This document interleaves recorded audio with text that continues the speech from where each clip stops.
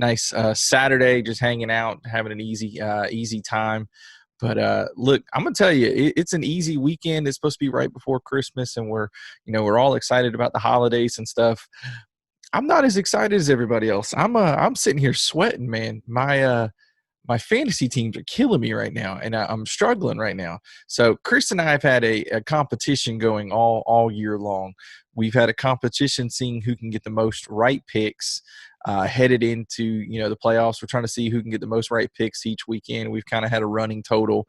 I've had a demonstrative lead for numerous weeks. I don't know if he was just mailing it in or what, but I will tell you that he's got me sweating. He's got me nervous at this point. The score right now, I'm winning by one game. I'm not okay with this. I don't know where all of a sudden his guru tactics have come in and he's just started getting every long shot to actually pay off. If we were into gambling, I'd tell him to head to Cherokee, North Carolina right now, see if he can place a bet because we're too broke to go all the way to Vegas. So, but he's made a serious comeback on me, man. Over the last about four weeks, he's made up a bunch of games. Now it's coming down to the wire. We differ on two games this weekend. I believe it's the 49ers game. I know we both differ on. And then for some reason, the 49ers game, I went stupid for some reason. I picked the Cowboys to actually win that game. And you ever just like in the middle of making a pick, you're asking yourself why you're even doing this. That was me in that moment as I'm circling. Yeah, this is who's going to win. This is what's going to happen. And I stuck with my gut on that one. So I'm hoping that Andy Dalton, the Red Rocket down there, can help me out. That Dallas can figure out how to play some sort of defense. That I don't know. Maybe there would be an actual signing with Ezekiel Elliott, even though he's absolutely killed me this year in fantasy. One of the worst picks I've ever made, taking him. I don't even know what pick I had, but I took him as my first overall pick, and he has been awful this year with fumbles and all kinds of problems. And I thought, man, when Dak went down, man, they're just going to feed the ball to Zeke, and it has just not happened whatsoever. So I've just that's why I'm part of the reason why I'm stumbling into the playoffs right now. So I'm hoping that the Cowboys can beat the 49ers. And I was trying to find the other game that we differed on. Here it is. Here it is. I went against everything inside of me, fan and everything. I was trying to go for the win, not for homer mentality on this one. And I actually took the Dolphins, the at-home Dolphins, to beat my Patriots. Now, I'll have to admit that I'm hoping that it kind of happens on one level because I don't want us to keep winning and then still miss the playoffs because we have Cam, because there's just no way we're going to make it in there with Cam. And I just want us to get a better draft pick if that's possible, because right now we're already picking in the high teens. So but it almost makes no point at this point. So you might as well, I guess, try to ruin Miami's chances of getting in or something, because Belichick is vindictive like that, and I love him for it. But we'll see how those two games turn out. Those are the only two we differ on. He took the Patriots. Apparently, he's betting on the hoodie, and for some reason, the fan of the Patriots could not do that. But then I start looking at this week in the John and Chris Show Fantasy Football League. Of course, I started out strong in this league, man. I mean, I started out strong. I was in first place, doing really good, and then it fell apart on me. Like, I don't know what happened. Mid-season, everything completely fell apart, and I ended up limping in and basically coming in second place to my son, James, who honestly, what hurts my heart about the idea of coming in second to him is the fact that he didn't even check his roster. He did not check his roster pretty much almost all season.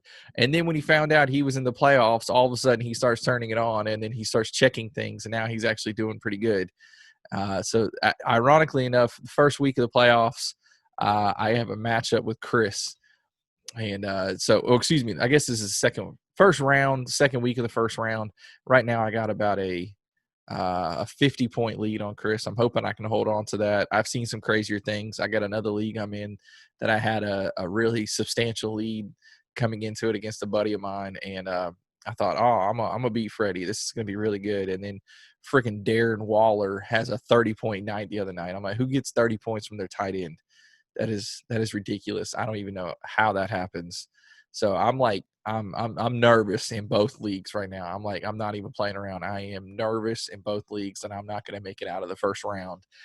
And that's mainly because I've been talking so much junk all year about how I was going to dominate.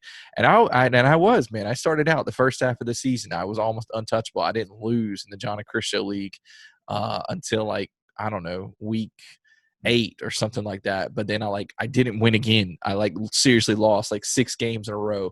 I couldn't keep guys healthy. And then, I'd start one guy, and then, the guy I took out would all of a sudden have a monster game. And I'm like, what are the odds, man? This is killing me. This is why fantasy is so much fun, but so maddening at the same time, because you think you're doing great. You think, oh man, I've got a great team. I've got a great situation. I can handle all of this. And then all of a sudden injuries, or, you take somebody like Zeke and it just doesn't pan out. And it just happens every year. A couple of years ago, my son took Le'Veon Bell. I guess maybe it's 3 years ago now. He took Le'Veon Bell with the first pick. And of course, that was the year that Le'Veon decided that he was going to just sit out, and it destroyed my son. He had no shot at that point. He thought for sure that he had something good going on. But I'm just curious, is anybody else struggling with their fantasy rosters right now? Is anybody else nervous? I'll be honest, in my other league, I'm kind of excited. I'm hopeful in this league that this game I'm playing against Chris. I'm starting Josh Allen at quarterback. Man, he's getting some MVP conversation type stuff. So I'm hoping that'll pay off. I'm starting Mike Davis, because Christian McCaffrey hasn't been there the whole year. So I'm hoping Mike can get one more game, even though I know they're playing against the Packers. But I'm desperate for points at this point. I got 20 points out of Josh Jacobs. Praise God, he helped me out. I'm starting Hopkins, Tyler Lockett, Mark Andrews, and then my flex spot, man. I'm really struggling because I have Zeke sitting there on my bench, but he's been awful. I got Cooper sitting there on my bench. I'm wondering about playing Amari Cooper. Ronald Jones is out. Antonio Gibson is out pretty much.